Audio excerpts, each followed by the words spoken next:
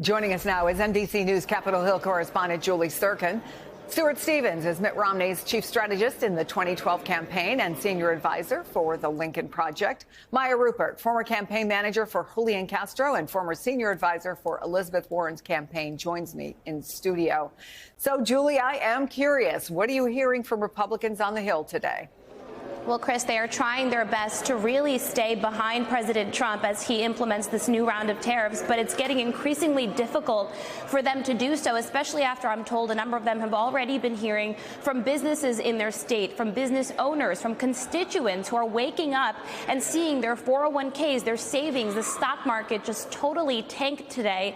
And that is causing a number of them to raise some concerns, not going far enough, perhaps, in supporting yet another Democratic resolution that I am told is coming by Senator Tim Kaine to try and rebuke the latest 10% tariffs across the board that Trump instituted yesterday. But they are saying things like this. Watch, and we'll talk about it on the other side. Anybody would be concerned about the impact tariffs. Do you think it was the right move? We'll find out. My own constituents voted for this. It's not like Donald Trump is surprising everybody.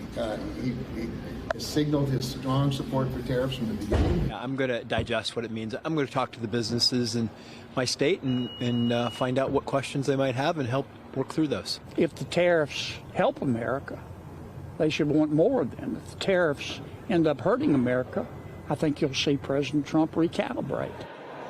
And Senator Kennedy there last night telling me that he believes the president will need to recalibrate. Remember, he was in a different meeting unrelated to tariffs earlier in the day, so he did have some FaceTime with the president. Republicans certainly concerned about this. And in a new move just a couple of hours ago, Chris, Senator Chuck Grassley, who is a top Republican here, a top Republican on the Senate Finance Committee, joining forces across the aisle with the Democrat Maria Cantwell to introduce a bill that would essentially require the president to give Congress more notice before he intends to impose additional tariffs. It's a small step because, of course, they're not forcing him to peel back some of these tariffs that have already proven themselves harmful today to Americans. But still, notable that he, in fact, Chuck Grassley, is doing that. So, Stuart, multiple Republican lawmakers have defended these tariffs by saying they trust Donald Trump. But how much time are they willing to give the president? Yeah, well, I think you're going to see a real split between those that are in swing districts and those that aren't. And that definition of swing district has just expanded tremendously after what we saw on Tuesday. You had margins cut in half in Florida and these overwhelmingly Republican districts last November. And you saw what happened in Wisconsin, where Trump won in the general, and then now this Democrat favored candidate won in the Supreme Court race. You know, I have to say, I have zero sympathy. In fact, I have just absolute scorn for my old Republicans. Some of these people I helped elect. They went out and bought a ton of heroin, started injecting it, and now are complaining that they're addicted. You know, they brought this on themselves. So they could stop this. They're not powerless. They're actually some of the most powerful people in the world. But they're afraid. They won't stand up to Donald Trump. So maybe after hundreds of thousands of jobs are lost, we've seen trillions of dollars of wealth wiped out in the past 24 hours. Maybe at some point they'll do this out of fear of their own repercussions electorally. But what does it say about, you know, they took an oath to defend America. And everything that Trump is doing, we're putting tariffs on Switzerland, but not Russia. I mean, this is like a bad Saturday Night Live skit. And this guy has no idea what he's doing. He's a criminal. He's corrupt. And Republicans are just all in. Maya, let's talk about recalibration. I think it's important, and this is courtesy of our friend Steve Ratner, to look back at the last time that tariffs were put on by Donald Trump. 2018. One example. It caused prices on washing machines to go up $200 on average.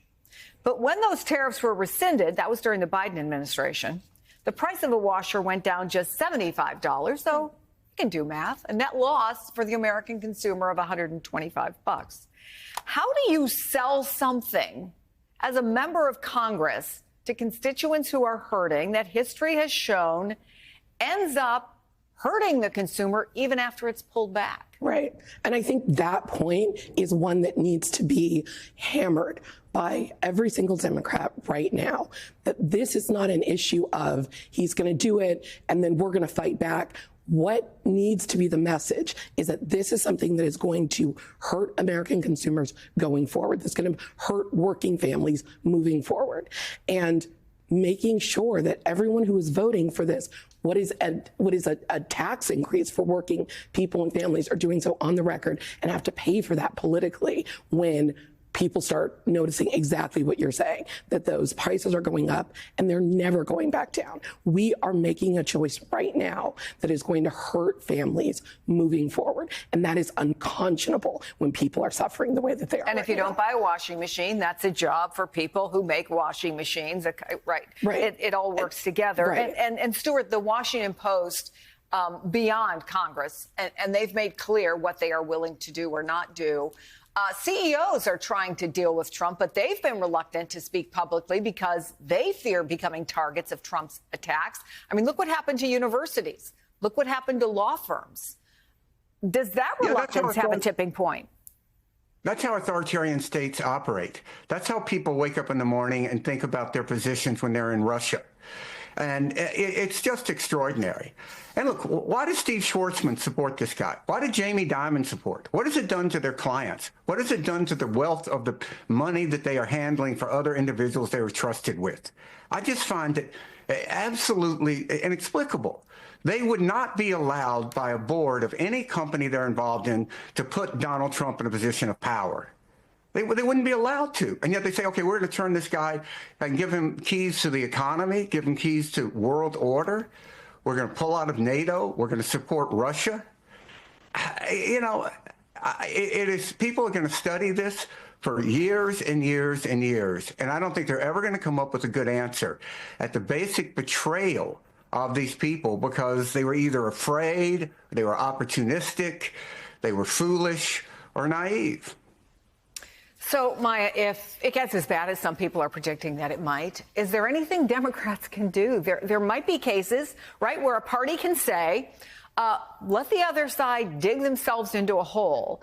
Except in this case, it's not a political hole. Right. This is an economic, a global, a real world, everyday people concern, right?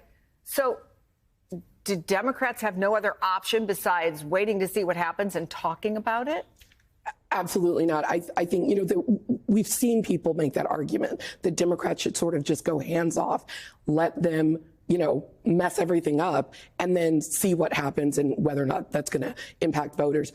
I think that would be a mistake because, to the point you just made, these are problems that are going to stay with people. We can't just say, well, then, you know, dig a hole and we'll try to get out of it, because that callousness it doesn't work. And it also is not what people want right now. People want an opposition party that is fighting back. So I think we're seeing what Democrats can do. You know, I think Cory Booker, you know, in his 25-hour filibuster was an incredibly, I think symbolically it was an important moment, but I also think that those moments show people that there are people fighting for them. And that means the organizing that we're going to need to come out of this starts happening because people have something to rally behind. But Democrats need to be talking consistently, flooding the zone with communication, telling people what this stuff means, what it means for them and their families, and really translating this moment, because it's not enough for us to just say, well, the voters will, you know, make them pay a price. We have to make sure that people are able to connect these dots.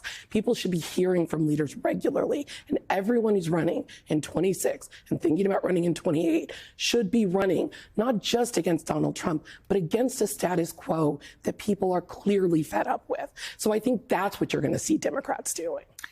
Let me try to do something that I probably should never do, Stuart, and that's a little bit of math. First of all, set a baseline politically that says your most reliable voters are older. right? Older voters tend to vote more than younger people. The average 401k balance is around $127,000. But if you're lucky enough to have one, if you're not depending just on a pension or Social Security, but you have a 401k and you're over 65, your 401k on average is about $272,588. That's before today. Okay, those are the latest numbers that are out there. If you take a 20% hit, a 25% hit, and you lose $40,000 or $50,000 of your 401k, if you're Elon Musk, if you're Donald Trump, if you're any of the billionaires who work in the administration, that's not real money. That's like me taking a 10 out of my pocket or maybe less. But that's years. That is years off of what you planned for to be able to actually pay for your retirement. So how do you message that? Well, I think that you just laid it out. They have to, Democrats need to get in front of people and say how this is affecting you personally. That's absolutely the right thing to do. People never believe the politicians will cut taxes. They are willing to believe they will raise taxes. And they are willing to believe that a politician might not raise taxes. So generally, people are very skeptical of any good that is going to come. But they will embrace the harm because they'll see what it's doing to them. And this is what Democrats should be out there hitting.